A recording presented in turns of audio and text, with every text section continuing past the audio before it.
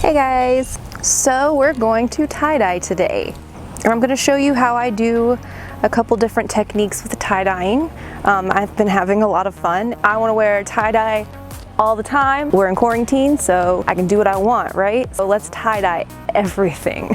The supplies that you will need today are a pair of gloves, because I don't want to get these nails dirty. You got to protect your hands, because your hands are going to get dyed if you do not wear gloves. Last time I tie-dyed, I didn't wear gloves and my hands were dyed for a good 3 days. Tons of rubber bands. Obviously, I've got tie-dye. I got this kit from Walmart. It's really awesome. It's microwavable, so you don't have to wait like 8 hours to see how your tie-dye turned out. So I'm going to show you guys how to work this and how to do this. You might even be able to kind of make your own microwave thing. It seems pretty easy. These honestly look a lot like to-go containers that are microwavable. You might be able to use Tupperware, worth a shot. I got this at Walmart. I think it was like $25, but way worth it. It comes with tons of dye. I've already dyed like 20 things and I still have the dye, like extra dye packets left over. I also got this from Walmart. It's Tulip brand and so is this. I just wanted to get as many colors, just dye that I could get,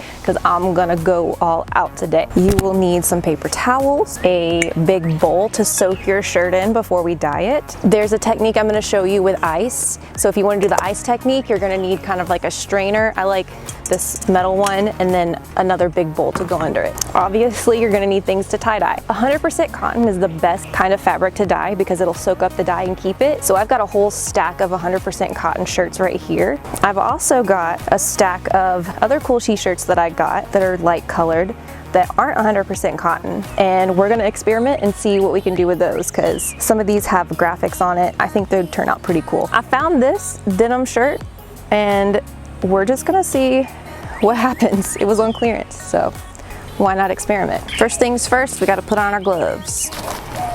Okay, if the gloves will fit. I do believe these were meant for children. So, now I would probably recommend wearing an apron, but I have a cool tie-dye shirt on and I just didn't feel like it, so. So here I'm just filling up the bottles with water and shaking them up. First we need a bowl of water. So we're going to soak our shirt in water and get it completely soaked before we start putting the dye on it.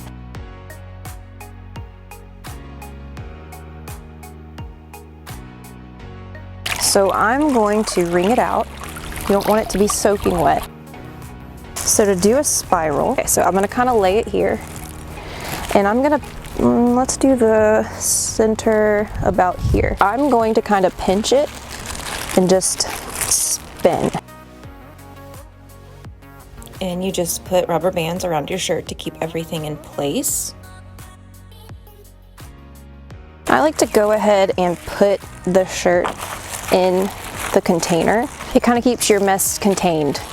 If you know the color wheel, secondary colors, primary colors, what colors mix together to make different colors, then that is good, because we're gonna have to mix a couple of the dyes to get the color we want today. We don't have an orange dye, but yellow and red make orange. So what I'm gonna do is layer those two colors on top of each other and they should turn out orange. So I'm just putting yellow down first to make my orange, and then I'm going to take the red and just layer on top of it.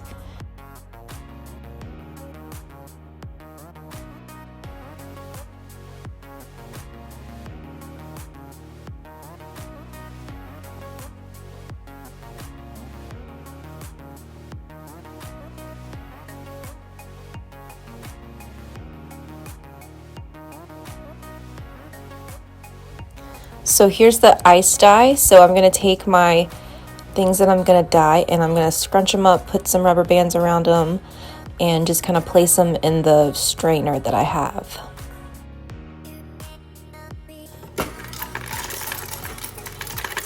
So I'm going to take my ice, I have a cup of ice here, and I'm just going to put it right on top. Take blue first. And I'm just gonna put the dye over my things that I want. I'm just gonna kind of randomly put this dye in there.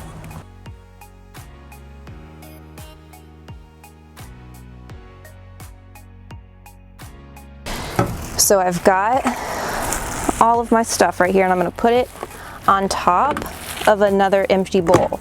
So it's gonna strain into this bowl. Ice melts onto it and it makes really cool designs. This shirt that I'm wearing right now was made with the ice dye. It's probably my favorite kind of way to dye a t-shirt or to tie-dye anything. This one I'm gonna do another spiral design. Now we're gonna rinse the shirt out. I microwaved it for 2.5 minutes. I have let this one sit out for 15 minutes with this closed, and then I let it sit out for 8 minutes with this open, and now I'm going to cut the rubber bands off and I'm going to rinse it out in the sink. Just make sure that you rinse out until the water runs clear and there's no dye coming out.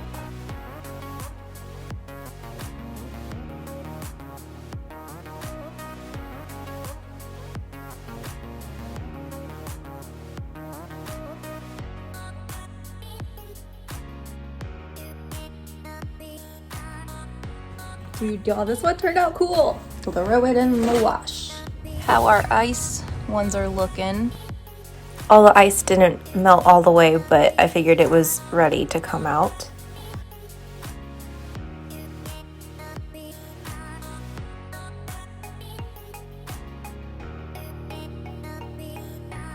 Alright, so these are all the t-shirts that I made today.